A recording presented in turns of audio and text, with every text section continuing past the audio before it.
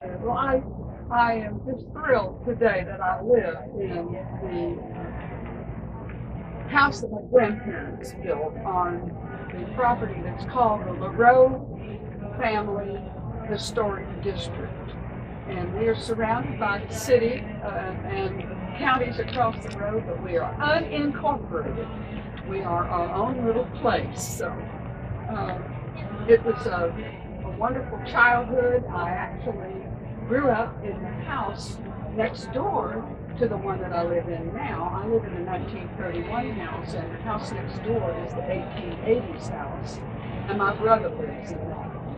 And it was an absolutely wonderful, huge house with a porch that went all the way around with a tin roof, and it was a four-square house with the upstairs. It had an attic, a stand-up attic. You could walk around in the attic. The second level, the first level.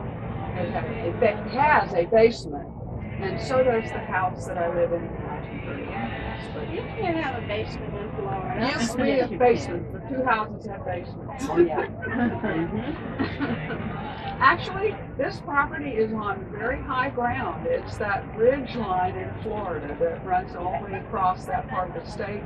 There's a geological marker out in front of one of the houses that my brother and I own across the highway, and I think it's it's something like 639 above sea level. It's astounding at how high. Yeah. So if we ever flood there, flooding is going to be the least of our worries. It'll be the end of the world. Seriously.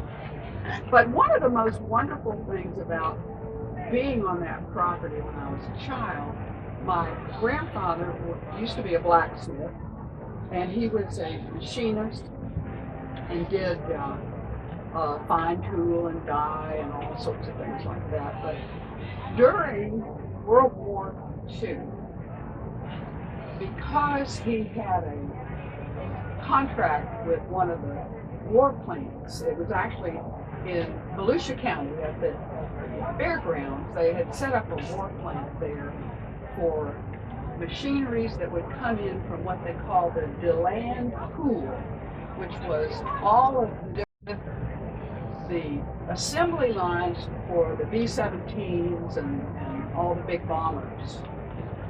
So because of that relationship, my grandfather ran that machine shop and was able to do all of that work.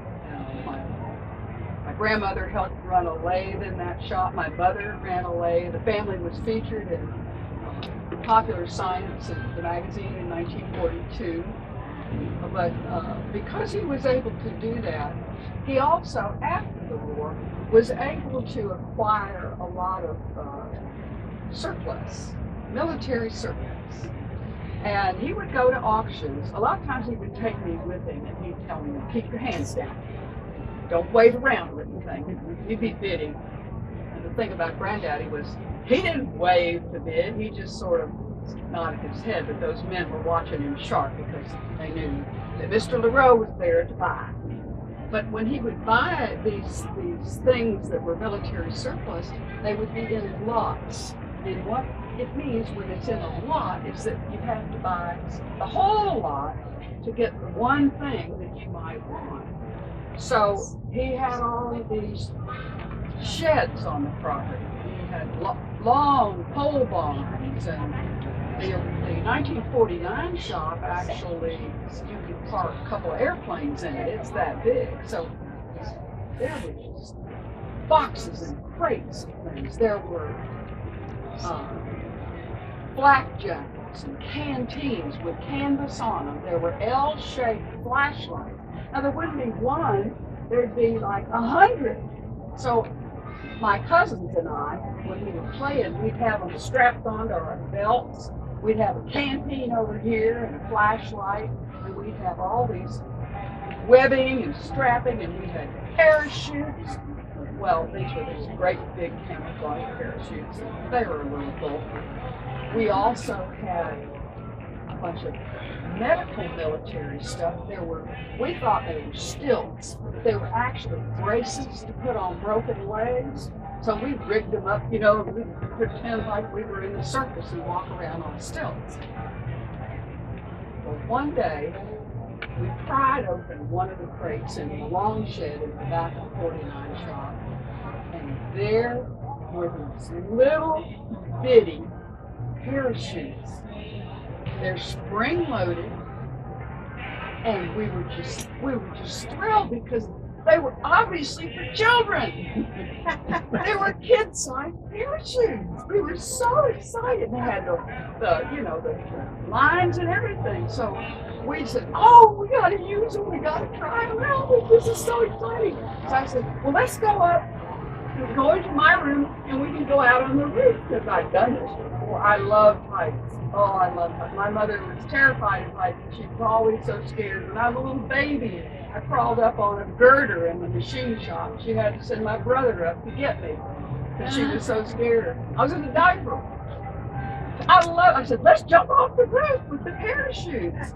Well, we were pretty sure that we were, I don't know, 10 maybe, we're pretty sure that we maybe ought to test it out,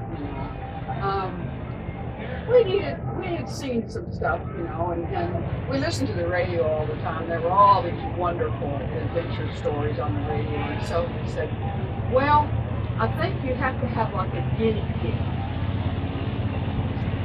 I have a guinea cat. So we got one of my cats, one that was, I was able to get it and hold it quietly. Mother did not allow animals in the house. So we kind of sauntered through the house with the cat kind of, hidden. And we got up to my room. It was easy to get out on the roof. Just crawled onto my bed and then unlatched the screens and these big sash windows, in this great big 1880s house. And out onto the roof, Well, we've been trying to rig this cat up to this parachute this whole time, and we're kind of bloody. We've got cat clawed arms, and we've got this poor creature harnessed into this parachute, and we tested the wind. We'd seen that that's what you're supposed to do. Yeah, there was a little bit of a breeze. Actually, there was a considerable breeze that day, so we thought, yeah, this is going to work. So we were all gathered around, and I take the cat without any hesitation. I just fling Orange Kitty right out into the wind. Well, it worked a little bit.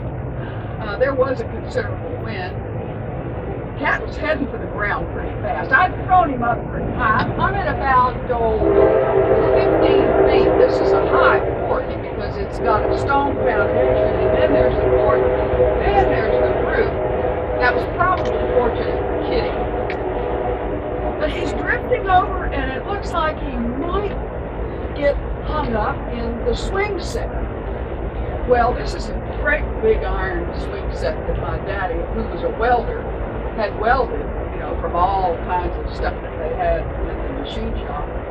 And it had been rusting a bit, so it was in the process of being painted with Rust-Oleum to try to make it look a lot better, but they weren't finished. Well, Orange Kitty is slipping by, just about to land on it, and he puts out one claw, and he goes, "Wah!"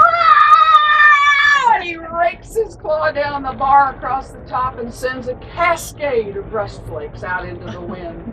And then he manages to drift a little bit further, and he crashes onto the ground, and then he flips over, paws over parachute in a rolling ball, and he keeps careening across the yard. And then he goes over and he gets tangled up in one of the palmetto trees right beside the highway, depriving passing traffic of the opportunity to run over a cat wearing a parachute. Well, we decided it had actually been a successful launch. We got the cat, we then took off the parachute, and then we doctored our now deeper cat claw wounds and wiped off all the blood. And I'm really sorry, I am a cat lover. I would never do that today. You're 10 years old. So we decided, all right, that was a good test. Now we'll try the human jump. So I volunteered right away because I had always wanted to fly. And I had dreamed that I could fly. And it was always in our front yard that I could fly. And I would fly around about 10 feet off the ground in my dream. And I would go over and I would kind of dip around next to the crepe myrtle. And then I'd come back and I'd go and I'd circle around the bougainvillea, and then I'd come back and finally I would land cat-like, on the edge of the roof. And I was sure that that's exactly what it was going to be like when I had this parachute. So my cousins, Joe and Glenn and Toby, they just rigged me all up. They put those canvas straps that we had found in the boxes, and they put one here in between and got me all set. And I was just so pleased, and I got right over to the roof and hung my toes, and then I just did no hesitation whatsoever. I just leaped right off the roof. Well, of course, I plummeted right straight to the ground. Now, when you're 10 years old, you have a guardian angel. And with the kind of childhood that I had, this guardian angel had long before willed itself to invisibility, I'm sure. And I'm sure that that's the only thing that saved me. Plus, the other thing is when you're that old, you're made of rubber. So I kind of bounced a little and then onto my knees and then flat on my face, and it consumed a mouthful of grass, and it was real spongy, nice grass, and my daddy kept it nice. So I rolled over on my back and I looked up, and here are my cousins all lined up, peering over the roof at me. And then they said, "You okay?" And I was starting to get up. So they come down. They had to kind of come down quietly through the house because they didn't want any of the adults to know what we had been doing, so they couldn't come scrambling down and go rushing. And they finally came out and got to me, and they doctored my skinned knees with a dirty rag, and they gave me a libation of water from the hose. So it was a successful launch, actually. Then we set out to look for another cat.